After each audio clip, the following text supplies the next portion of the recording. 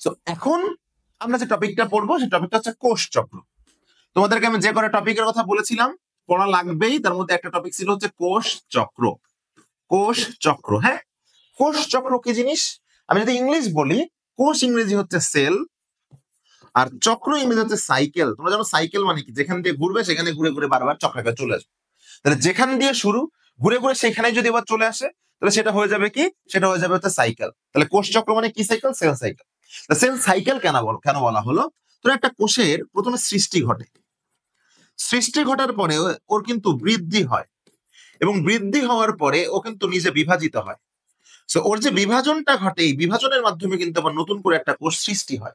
খেয়াল করে দেখো, প্রথমে সৃষ্টি ঘটলো, সৃষ্টির পরে বৃদ্ধি ঘটলো, বৃদ্ধির পরে বিভাজন হলো, এবং বিভাজনের ফলে নতুন কোষ সৃষ্টি হলো। এটা কিন্তু আমৃত্যু চলতে থাকবে চক্রাকারে।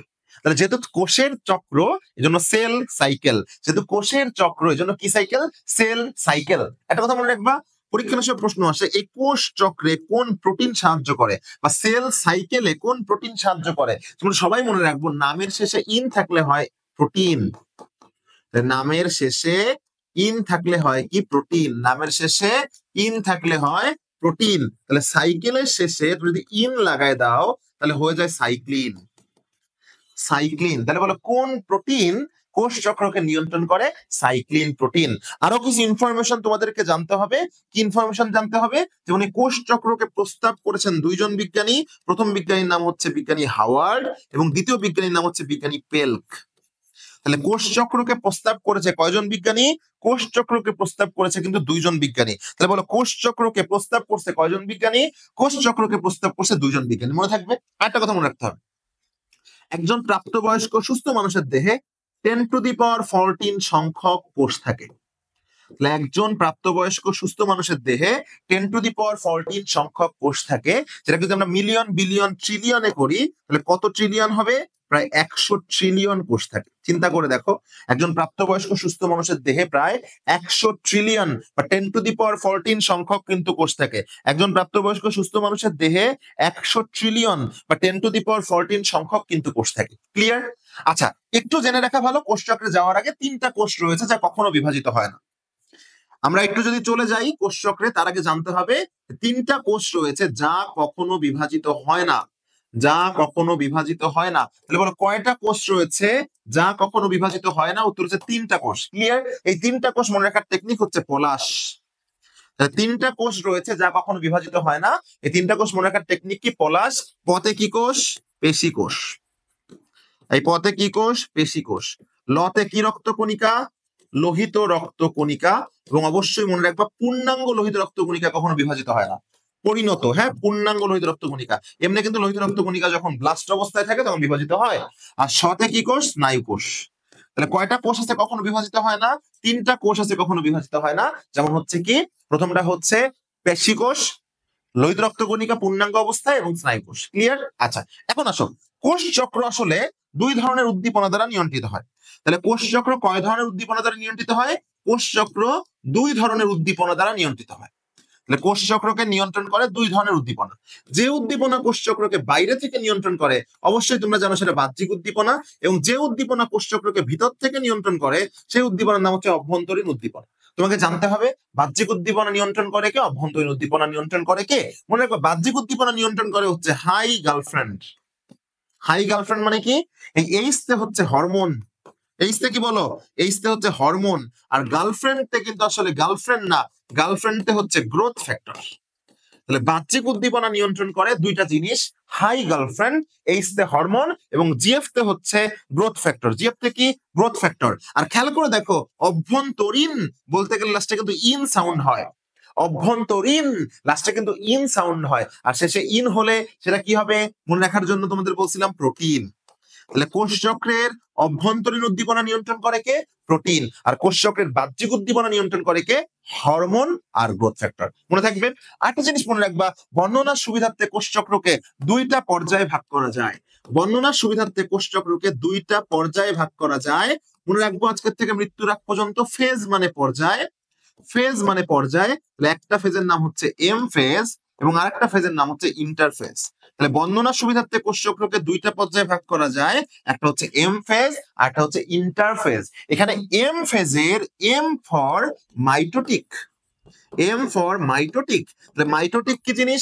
মাইটোসিস সম্পর্কিত, এখানে বিভাজন হবে, এই জন্য কিন্তু এম ফেজ কে আমরা বলি বিভাজন পর্যায়, এম ফেজ কে আমরা কিন্তু বলি বিভাজন পর্যায়। এবং খেয়াল করে দেখো যে ইন্টারফেজের যে ইন্টার, এই ইন্টার মানে হচ্ছে মধ্যবর্তী। ইন্টার মানে কি বলো? মধ্যবর্তী। এই মধ্যবর্তী মানে কি? দুইটা বিভাজন পর্যায়ের মধ্যবর্তী যে পর্যায় সেটা হচ্ছে ইন্টারফেজ। তাহলে আমরা কি জানি, ধরো আজকে একটা খেলা হলো, আবার নেক্সট 1 মাস পরে একটা খেলা হবে, এই দুই খেলার মধ্যবর্তী পর্যায়ে আমরা খেলার জন্য কি করি? প্রস্তুতি নিই না? তাহলে ইন্টারফেস কে আমরা আসলে কি পর্যায়ে বলবো? ইন্টারফেস কে আমরা আসলে বলবো প্রস্তুতি পর্যায়ে। তাহলে ইন্টারফেস কে আমরা কি পর্যায়ে বলবো বলো? ইন্টারফেস কে আমরা আসলে বলবো হচ্ছে প্রস্তুতি পর্যায়ে। তাহলে মোট দুইটা পর্যায় রয়েছে, একটা এম ফেজ এবং আরেকটা ইন্টারফেজ। মোট দুইটা পর্যায় রয়েছে, একটা হচ্ছে এম ফেজ আর একটা হচ্ছে ইন্টারফেজ। ক্লিয়ার?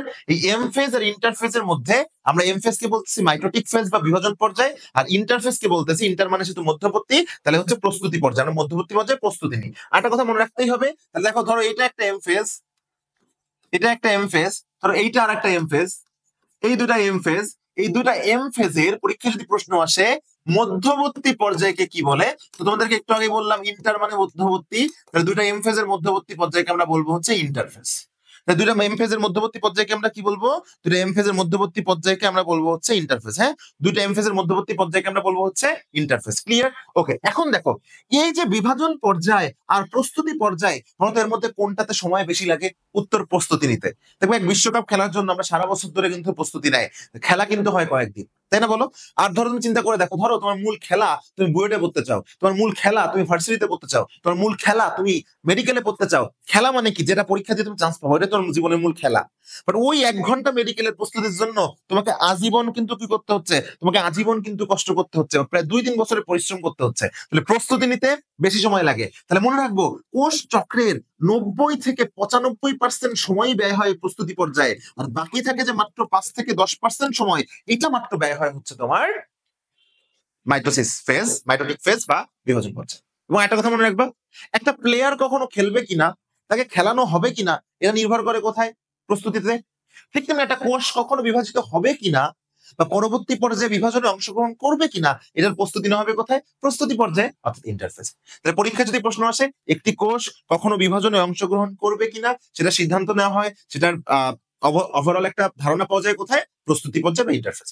তাহলে যেহেতু সব থেকে বেশি সময় লাগে ইন্টারফেজে, 90 থেকে 95% সময়, এই জন্য কিন্তু বর্ণনার সুবিধার্থে আমরা ইন্টারফেজকে আবার 3টা উপপর্যায়ে ভাগ করতে পারি। কয়টা উপপর্যায়? 3টা। প্রথম উপপর্যায়ের নাম হচ্ছে জিওন, দ্বিতীয়টার নাম হচ্ছে এস, এবং তৃতীয়টার নাম হচ্ছে জি টু।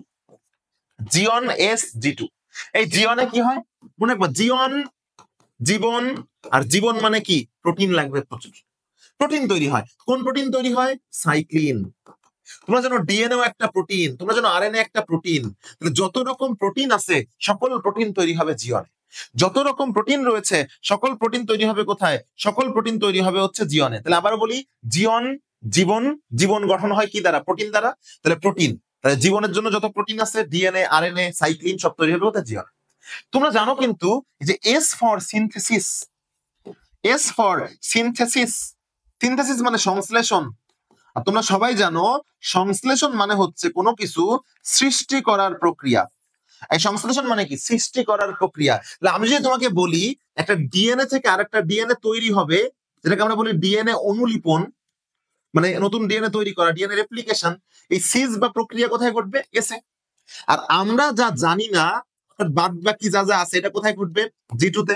মানে কি দেখো, তোমাকে আমি যদি বলি জিওনে কি হয়? প্রোটিন। কোন প্রোটিন? সাইক্লিন, ডিএনএ, আরএনএ তৈরি হয়। এই ডিএনএ যে জিওনে তৈরি হলো, এটা অনুলিপন হয় কোথায়? এসে। এইবার যদি তোমাকে আমি বলি বলতো কোথায় মাইক্রোটিউবিউল তৈরি হয়, তুমি শুনছো? তাহলে কোথায় তৈরি হয়? বাদ বাকি যেটা আছে সেটা কোনটা? জি টু। তাহলে জি টু তে কি তৈরি হয়? মাইক্রোটিউবিউলস তৈরি হয়। জি টু তে কি তৈরি হয়? এটিপি তৈরি হয়। না আমি যা জানি না তাই তাই জি টু তে তৈরি হয়। ক্লিয়ার আমার কথা? তাহলে জিওনে তৈরি হয় প্রোটিন। কোন প্রোটিন? Cyclin, DNA, RNA. যে ডিএনএটা জিওনে তৈরি হয়, সেই ডিএনএটা অনুলিপন হয়, প্রতিলিপন হয়, রেপ্লিকেশন হয় এসে। আর ওইটা বাদে যা যা আছে মাইক্রোটিউবিউলস তৈরি, এটিপি তৈরি, এটা কোথায় হয়? জি টু তে। তাহলে এস ফর সিনথেসিস, সিনথেসিস মানে সংশ্লেষণ, সংশ্লেষণ মানে সৃষ্টি করার প্রক্রিয়া। আর তোমরা অনেকে জানতে চাইতে পারো ভাই জি তে কি? মানে জি তে হচ্ছে গ্যাপ, গ্যাপ মানে কি? বিরাম। হ্যাঁ, তোমরা পড়ছো না জ্যোতি সেদ বা বিরাম চিহ্ন, এটা বিরাম অন, এটা বিরাম টু, মাঝখানে হচ্ছে সিনথেসিস বা এস। আরেকটা প্রশ্ন অনেকেই করে, কোন দশায় কত টাইম ব্যয় হয়, মনে রাখবে এইভাবে, জি1 এস জি2, জি1 এস জি2, 3 4 3 5 1 2, 3 4 3 5 1 2, কয়েকবার প্রশ্ন বলো, জি1 এস জি2, 3 4 3 5 1 2, আবার জি1 এস জি2, 3 4 3 5 1 2, মানে কি দেখো, জি1 এ ব্যয় হয় 3 4 মানে মনে মনে শূন্য লাগায় নাও কল্পনায়, তাহলে 30 থেকে 40%, এস মানে কত 3 5, তাহলে 3 5 কত 30 থেকে 50%, জি2 কত 1 2 মানে কত 10 থেকে 20%। মনে রাখা দেখো খুবই সহজ। এস এখানে সংশ্লেষণ হবে প্রক্রিয়া, প্রক্রিয়ায় সব থেকে বেশি সময় গেছে 30 থেকে 50।